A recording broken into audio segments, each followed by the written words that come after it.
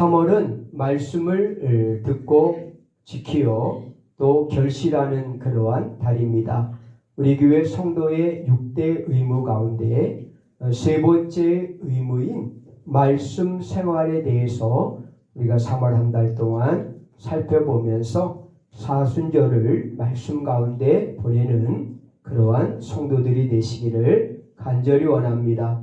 누가복음 8장 15절에 보니까 이렇게 주제 송구입니다. 3월에 좋은 땅에 있는 것은 착하고 좋은 마음으로 말씀을 듣고 지키어 인내로 결실하는 자니라 라고 하는 것이 3월의 주제 송구입니다. 그래서 말씀을 듣고 지키어 인내로 결실하는 3월이 되기를 간절히 축원합니다. 할렐루야.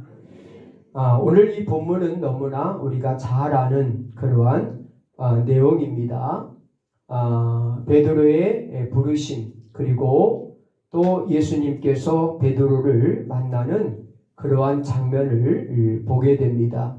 그리고 예수님과 베드로의 그러한 만남을 통해서 오늘 5절에서 베드로가 말씀에 의지하여 내가 그물을 내리리다 라고 예수님의 말씀에 순종함으로 그의 삶이 바뀌는 그러한 역사를 보게 됩니다. 그래서 이 5절 말씀을 주제로 삼아서 말씀 때문에 행복해진 사람, 이렇게 주제를 정해봤습니다. 따라합시다. 말씀 때문에 행복해진 사람. 여기다 더 붙이면은 말씀에 순종해서 행복해진 사람, 이렇게 붙일 수 있어요. 한 번 더 합시다. 말씀에 순종해서 행복해진 사람. 오늘 이 본문을 우리가 기억하면서 여러분들도 말씀에 순종해서 행복해지는 한 해가 되기를 간절히 원합니다. 아주 오래전에 미국에 우리가 9.11 사태를 잘 아마 알 겁니다. 그 테러로 말미암아 많은 사상자가 났고 또한 이제 중동의 전쟁이 또 발발하는 그러한 일까지 벌어졌습니다. 그 한 해 미국의 변화는 여러 가지 변화가 있는데 그 중에 하나가 뭐냐면은 성경이 엄청나게 많이 팔렸다라고 하는 거예요. 그들이 위기를 맞고 또 어려움을 맞았을 때 1년 동안 그동안 읽지 않던 그러한 성경책을 사기 시작하고 성경을 읽기 시작했다라고 하는 거예요. 인간이 지혜로 해결할 수 없는 그러한 문제가 닥칠 때, 또 급박한 상황이 벌어질 때 많은 사람들이 말씀 앞으로 돌아왔다라고 하는 거예요. 그런데 안타까운 것은 또 1년이 지나고 났더니 본래 그대로 돌아갔다라고 하는 거예요. 성경 판매 건수가 1년 동안은 엄청나게 많은 성경이 판매가 되었는데 그 뒤에 1년 후에는 원래 본래대로 돌아갔다라고 하는 거죠. 어떻게 보면은 이게 인간의 모습이에요.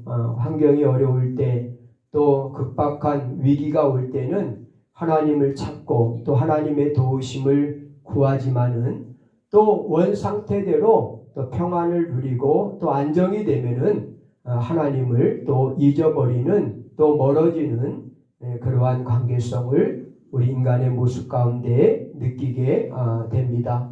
지금 이 시대를 진단해라 라고 하면은 사무엘상 3장에 나오는 시대를 우리가 이야기할 수 있습니다. 사무엘상 3장에 보면은 사무엘이 어린 시절 어머니에 의해서, 한나에 의해서 실로 성전에 보내지게 되잖아요. 젖을 뗐을 때 그 약속대로 바로 실로의 성전에 들어가게 됩니다. 그리고 그곳에서 이제 엘리 제사장을 섬기면서 성전 일을 하게 되는 거죠.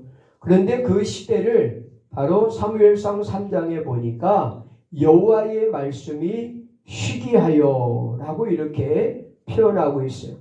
여호와의 말씀이 시기했다라고 표현하고 있습니다. 3장 1절에 보면은 여호와의 말씀이 시기하여 이상이 흔히 보이지 않았더라 그랬어요. 참 어떻게 보면은 하나님이 계시지 않는 시대, 암흑의 시대, 바로 이상의 계시를 바로 하나님이 나타내지 않는 그러한 시대였다라고 하는 것을 우리가 보게 돼요. 그런데 그 원인은 결국 말씀이 시기했다라고 하는 표현을 통해서 하나님이 그 이상을 드러내지 않았다라고 이렇게 표현을 하고 있습니다. 말씀이 사라진 시대는 하나님이 역사하지 않는다라고 하는 거예요. 말씀이 없는 사람에게는 하나님이 결코 어떠한 일도 행하지 아니하신다라고 하는 것이 사무엘상 3장을 통해서 우리에게 바로 교훈해 주고 있어요. 여러분 가운데 하나님이 침묵하시는 분들이 있을 거예요. 전혀 하나님이 간섭하지 않고 하나님이 어떠한 것도 보여주지도 않고 또 하나님이 깨닫게 하지도 않고 하나님이 은혜도 안 주고 또 하나님께서 버려진 것 같은 그러한 삶을 사시는 분들이 있을 거예요.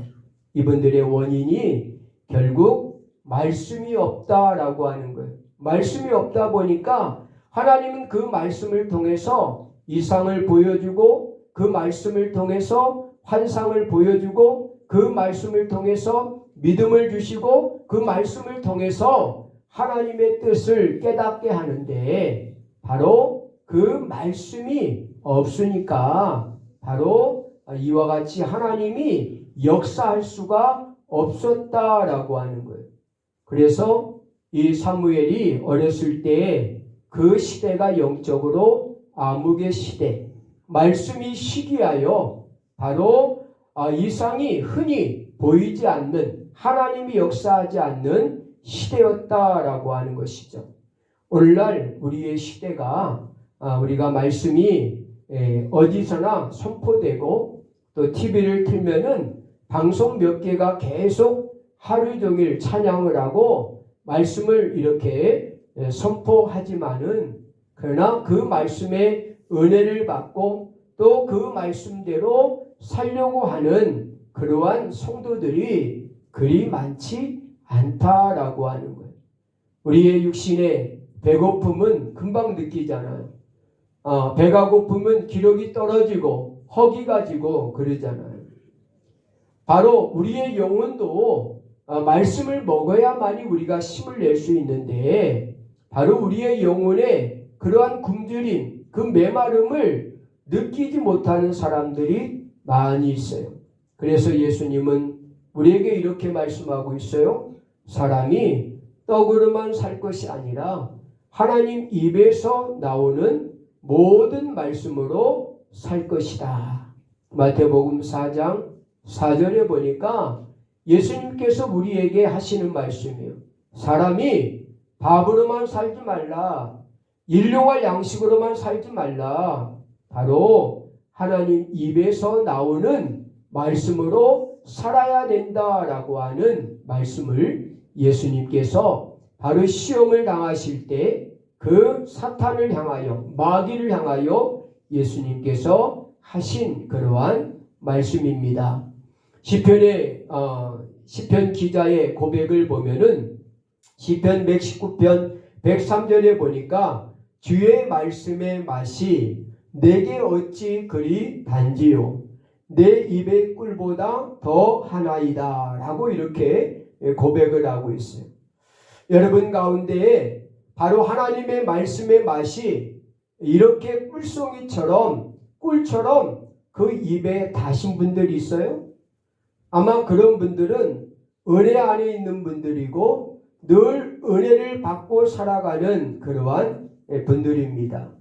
그러나 말씀이 거칠게 느껴지고 말씀의 맛을 못 느끼고 바로 이런 영적 그러한 갈급함이 없다고 하면은 아직도 우리가 바로 하나님을 가까이 하고 있지 않다라고 하는 증거다라고 하는 거예요. 그래서 이 시편 기자의 고백처럼 내게 어찌 그리 단지요 내 입에 꿀보다 더 달아이다 라고 하는 이 고백이 오늘 말씀을 듣는 우리들의 고백이 돼야 되고 또 늘 말씀 안에서 살아가는 우리 모든 성도들의 고백이 되어야 된다라고 하는 사실입니다. 성경을 읽어도 하나님의 말씀이 들리지 않습니까? 바로 말씀을 들어도 깨달음이 없습니까? 그렇다고 하면은 오늘 우리가 영적으로 문제가 있다라고 하는 거죠. 심각한 우리가 영적 병에 걸렸다라고 하는 거예요. 영혼의 상태가 심각하게 병에 걸려 있다라고 하는 그러한 증거다라고 하는 사실이에요. 오늘 한 자연인간이 예수님을 만나고 그 말씀에 순종함으로 행복한 인생으로 바뀐 한 장면을 오늘 우리가 본문을 통해서 읽었습니다. 그 사람이 누구냐면은 예수님의 수제자가 된 베드로입니다.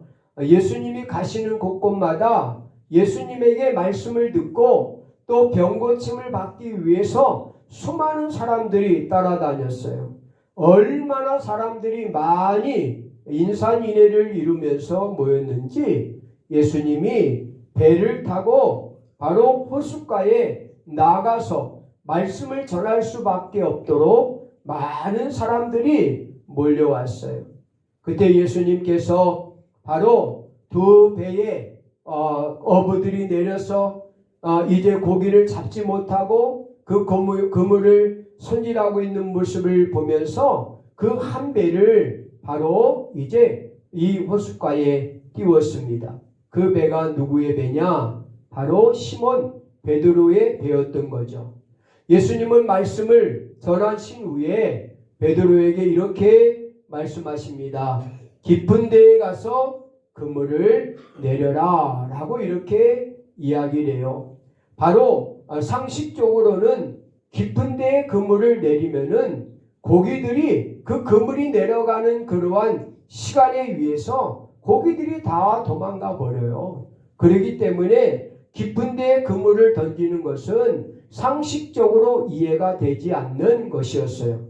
그럼에도 불구하고 비록 바로 예수님께서 전혀 어부의 상식이 없는 예수님께서 말씀하셨지만은 베드로는 바로 그 예수님의 말씀에 순종했어요. 그래서 바로 내가 바로 잡은 것이 없지만은 말씀에 의지하여 내가 그물을 내리리다 라고 이렇게 고백하면서 깊은 데에 가서 그물을 던졌는데 상식 밖에 바로 많은 고기가 잡힌 겁니다. 그래서 한 배에 가득 차고 또 동무의 배를 불러서 그 배까지 가득 채웠어요. 배가 가라앉을 정도로 두 배의 고기를 많이 잡았습니다. 베드로는 육지에 나와서 바로 예수님 앞에 무릎을 꿇습니다. 그리고 오늘 8절에 보니까 주여 나를 떠나소서 나는 죄인입니다 라고 이렇게 고백을 하잖아요. 그럴 때 예수님께서 말씀하시는 것이 뭡니까?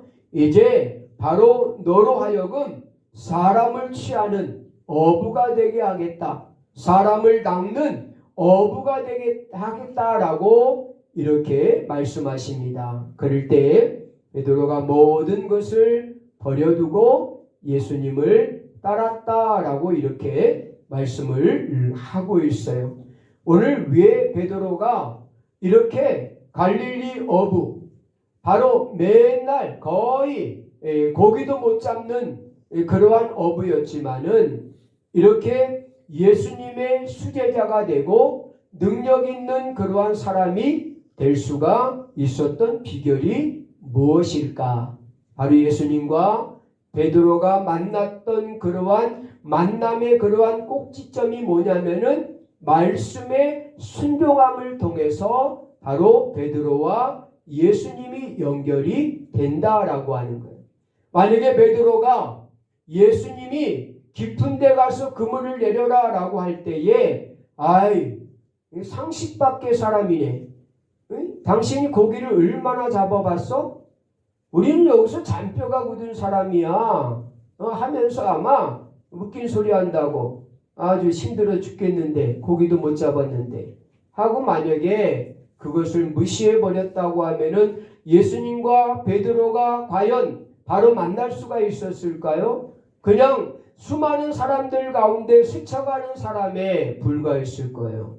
그러나 베드로는 누구보다도 예수님의 이 말씀에 전적으로 순종했어요. 그 말씀을 의지했어요.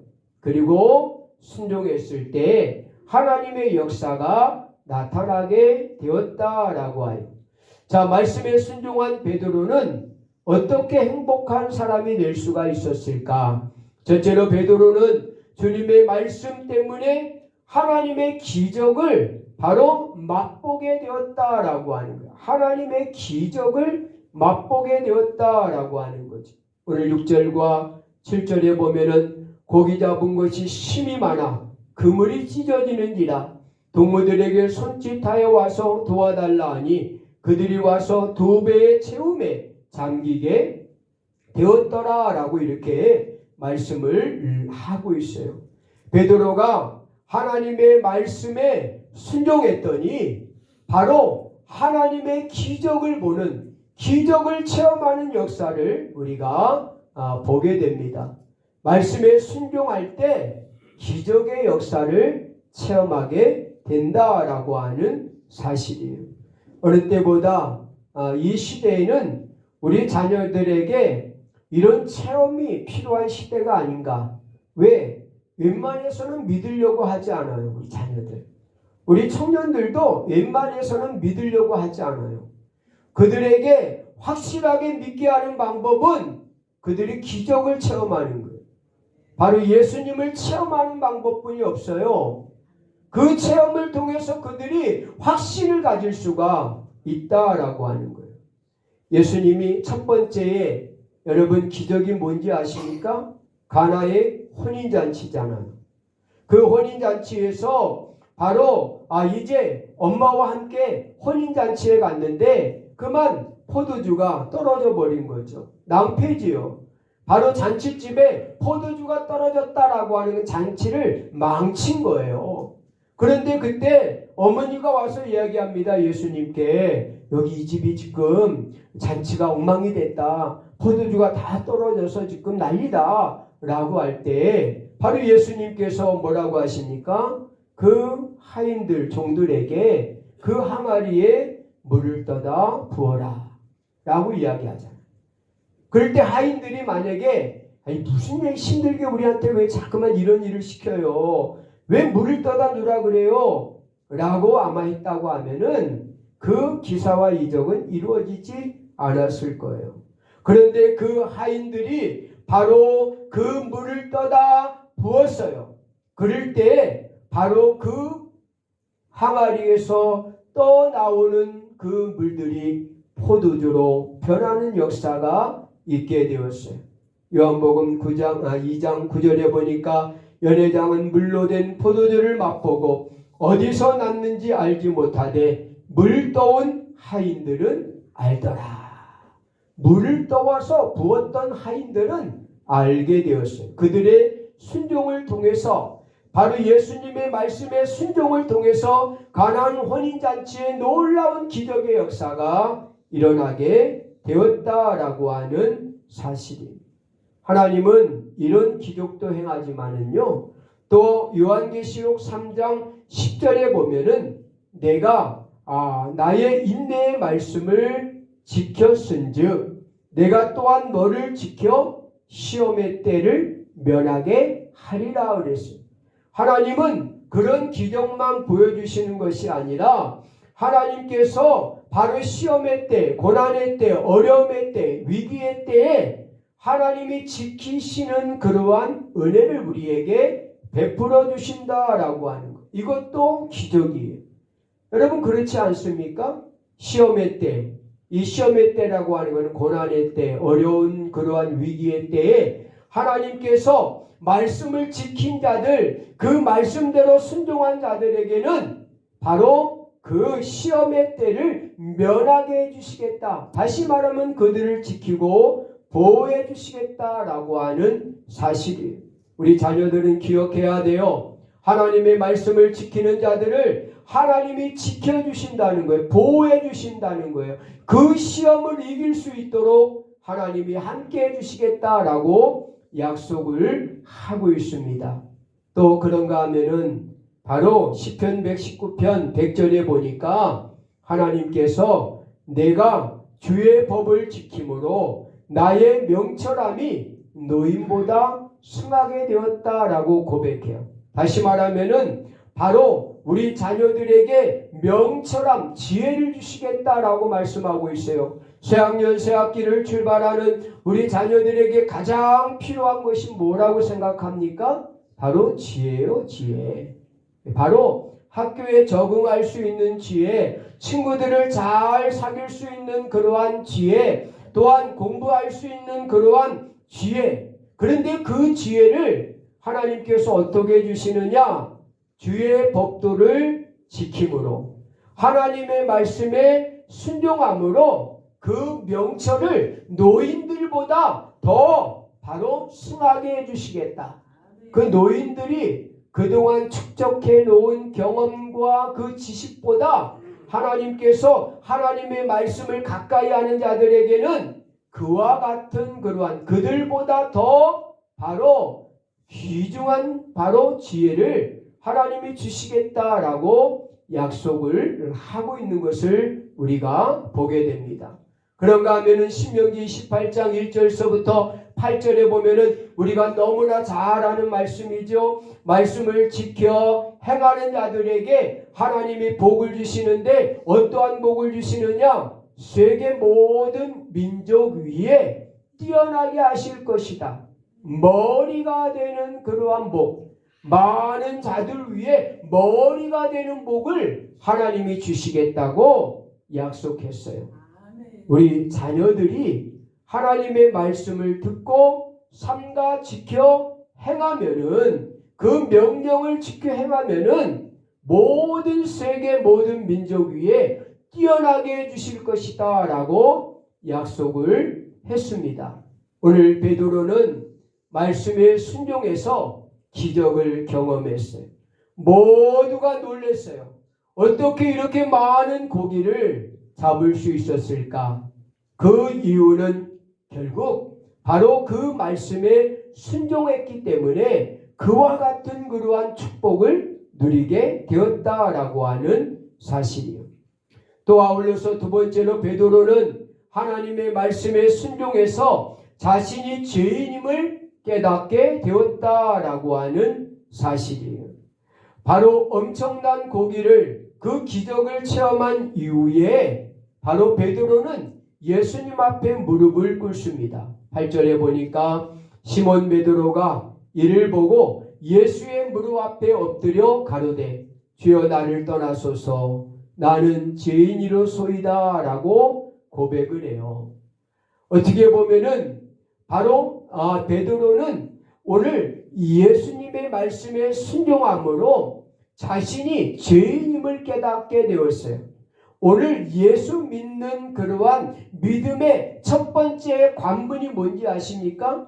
바로 이 관문을 통과해야만 예수님을 믿을 수 있어요. 그 관문이 뭐냐면은 자신의 죄를 인정하는 거예요. 자신이 죄인임을 인정하는 거예요. 이것을 인정하지 않으면은요, 예수님을 믿을 수가 없는 겁니다. 바로 우리가 잘 아는 이사야서에 보면은 이사야 선지자가 6장에 보니까 바로 하나님의 성전에 들어갔다가 그곳에서 하나님의 영광이 가득 찬 세계를 보게 됩니다. 천사들을 보게 되어 그들이 거룩하다 거룩하다 성전에서 하나님을 찬양하는 그러한 모습을 보게 됩니다. 그러면서 이 이사야는 그 천상을 보면서 자신의 부족함과 연약함을 깨닫게 돼요. 그래서 그는 이렇게 고백합니다. 화로다 나는 망하게 되었도다. 나는 입술이 부정한 자요 또한 바로 입술이 부정한 백성 중에 거하면서 만군의 여호와이신 왕을 배웠음이로다. 나는 이제 죽게 되었다는 거예요. 하나님을 내가 만나고 하나님을 볼 수 있는 거는 아무나 할 수 있는 일이 안 돼. 죄인인 내가 그 하나님을 영광을 보았으니 이제 나는 죽게 되었다라고 고백하면서 이사야 선지자가 자신의 죄를 고백합니다. 바로 이 성전의 그러한 바로 그 인도로 나의 입술, 부정한 입술을 바로 이제 지져달라고 이렇게 고백을 하는 이사야 선지자의 모습을 보게 됩니다. 베드로는 말씀에 순종해서 자신이 죄인임을 깨닫게 되었어요. 우리 모든 성도도 마찬가지예요. 자신이 죄인임을 깨닫지 못하면은요, 우리는 영원히 구원받을 수 없을 겁니다. 바로 우리는 믿음이 자랄 수도 없고요, 우리는 천국에 갈 수도 없을 겁니다. 바로 천국에 가는 첫 번째 관문, 예수 믿는 첫 번째 관문은 자신이 죄인임을 인정하는 거예요. 이것이 오늘 베드로가 예수님을 만나자마자 바로 기적을 체험하고 눈으로 목격하고 예수님 앞에 바로 그 꿇어 엎드려서 바로 자신이 죄인임을 인정해요. 고기는 여러분 바로 죽기 전에 빨리 팔아야 돼요. 금방 상합니다. 좋은 상품을 바로 좋은 그러한 가격에 팔기 위해서는요, 빨리 이동을 해가지고 빨리 시장에 갔다가 팔아야 돼요. 그런데 오늘 본문에는 어디에도 그 많은 고기를 잡았지만은 그 고기를 가지고 팔러갔다라고 하는 이야기가 없어요. 그들이 모든 것을 다 버려뒀어요. 기적은 바로 그들의 어떤 실생활에 어떤 이득이 되는 것이 기적이 아니에요. 기적은 하나님을 만나는 것이고 또 하나님의 영광을 드러내는 것이고 하나님 예수님이 하나님의 아들임을 믿게 하는 그러한 도구예요. 도구. 그러니까 기적이라고 하는 것은 도구에 불과한 거예요. 그래서 오늘 베드로는 바로 그 기적을 체험한 이후에 그는 예수님 앞에 무릎을 꿇게 되면서 나는 죄인입니다 라고 이렇게 고백을 하고 있어요. 우리 사랑하는 우리 자녀들과 성도들이 바로 하나님의 말씀에 순종해서 자신이 죄인임을 깨닫는 그 순간 믿음의 첫걸음이 시작되고 구원의 첫걸음이 시작된다라고 하는 사실을 우리는 명심해야 된다라고 하는 사실이에요. 마지막 세 번째로 베드로는 말씀에 순종해서 어떻게 행복한 사람이 되었습니까? 베드로는 그 말씀에 순종해서 자신의 비전을 발견하게 되었어요. 삶의 목적을 발견하게 되었다라고 하는 사실이에요. 10절에 보니까 예수께서 시몬에게 일러 가라사대 무서워하지 말라. 이제 후로는 내가 사람을 취하리라 하시니라. 바로 이제 사람을 낚는 어부가 바로 되었어요. 바로 예수님께서 그동안 고기를 낚는 어부였지만은 이제는 바로 그의 인생에 비전이 생긴 겁니다. 그 목표가 생겼습니다. 그것이 뭐냐? 이제는 고기를 낚는 어부가 아니라 이제는 사람을 낚는 어부가 될 것이다 라고 이렇게 예수님께서 말씀을 하셨어요. 아직도 우리 자녀들이 비전이 없는 자녀들이 많아요. 바로 꿈이 뭐냐라고 물을 때 아직 결정 못했어요. 아직 조금 더 있다가 바로 이것도 해보고 저것도 해보고 그러고 난 다음에 바로 결정해야 될 것 같아요. 요즘에 대학의 문제가 뭐냐면은 옛날에는요 과를 선택해서 갔잖아요. 근데 요즘은 과를 선택하지 않습니다. 그냥 기독교 교육 하면은 기독교 교육계통의 사람 거기 다 가는 거예요. 또 바로 신학 하면은 목회학, 성교학, 신학생들이 다 가는 거예요. 가가지고 1, 2년 동안은 자기 과를 선택하지 않고 공부만 하는 거예요. 기초적인 공부만. 그리고 2학년 말에 자기 전공을 선택을 해요. 그래서 3학년, 4학년 때 전공을 하고, 그러다 보니까 모든 청년들이 다 대학원을 갈 수밖에 없는 거예요. 전공을 2년만 해가지고 그 전공이 되겠어요? 그러다 보니까 대학원을 다 또 갈 수밖에 없는 그러한 체계를 만들어 놓은 거지. 옛날부터 그냥 바로 정확하게 바로 전공을 딱 정해서 입학을 하면은 좋은데, 요즘에는 전공을 아주 부서를 이렇게 만들어 가지고 들어가서 2년 동안을 갖다가 공부하게 만들고 2년 후에 바로 진로를 결정하게 만들게 되어 있어요.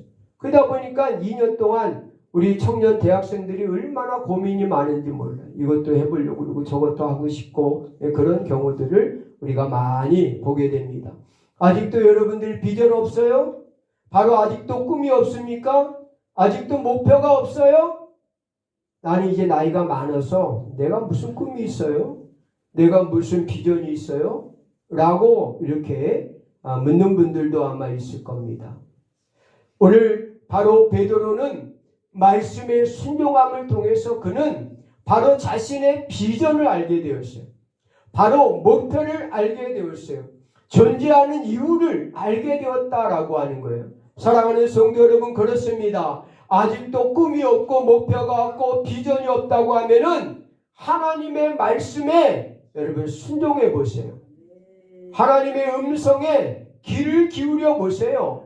하나님의 말씀을 여러분들이 정독하면서 그 말씀에 집중해 보세요. 그러면 하나님께서 우리 모든 자녀들과 성도님들에게 하나님께서 내 비전이 무엇인가를 알게 할 것이고, 내가 할 수 있는 일이 무엇인가를, 그 목표를 분명히 하나님께서 우리에게 깨닫게 하실 것이다 라고 하는 사실입니다. 스펄전 목사님이 유명하신 세계적인 전도자 스펄전 목사님이시죠. 그가 이 꽃을 엄청 좋아했대요. 그래서 집에다가 화단을 이제 막 만들어서 꽃을 사다가 막 심었는데, 옆집 개가 그 화단에 뛰어와 가지고 화단을 엉망으로 만들어 놓은 거예요.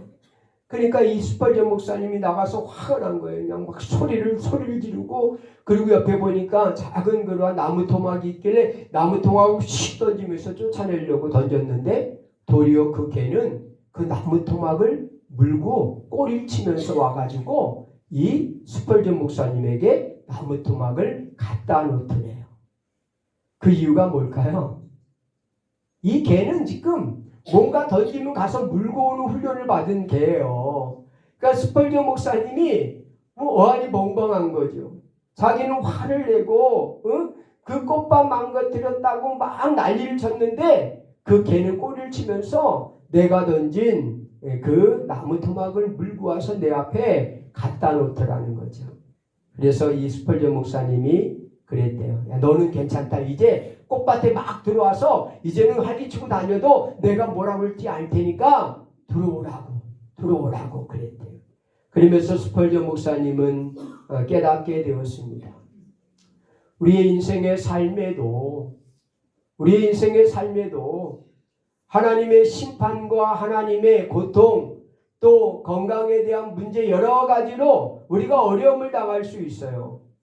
그럴 때 우리는 하나님 앞으로 한 걸음 한 걸음 꼬리치면서 더 나가면은요, 하나님은 결국 마음의 문을 여시고 우리의 문제들을 도리어 해결해 주시고 안아주시고 품어주시지 않겠느냐. 바로 고난이 오고 어려움이 왔다고 도망가지 말고 바로 꼬리를 치면서 하나님께 더 가까이 나가면은 하나님께서 그 문제를 해결해 주실 것이다 라고 이렇게 스펄전 목사님은 그 강아지를 통해서 느낀 것을 설교 시간에 그렇게 예화를 통해서 이야기를 하셨다고 합니다. 오늘 많은 분들이 베드로와 같이 빈 그물을 싣고 있는 분들이 있을 수 있어요. 아무리 노력해도 안 되고, 아무리 바로 이제 수고해도 안 되고, 그래서 내 힘과 내 능력으로 더 이상 할 수 없는 그러한 바로 상황에 처해 있는 분들이 있을 거예요. 오늘 그들에게 하나님의 말씀이 들려올 것입니다. 그리고 그 말씀 앞에 바로 순종하면은 오늘 베드로에게 일어났던 놀라운 그러한 기적의 역사가 일어나게 될 것이고, 자신이 죄인임을 깨닫게 될 것이고, 또 자신이 앞으로 해야 될 비전과 목표를 분명히 하나님께서 우리에게 알게 해주실 것입니다. 그러므로 3월은 하나님의 말씀을 듣고, 그리고 지키고, 그리고 지킴을 통해서 인내함으로 결실하는 그러한 한 달이 되기를 간절히 축원합니다. 기도합니다.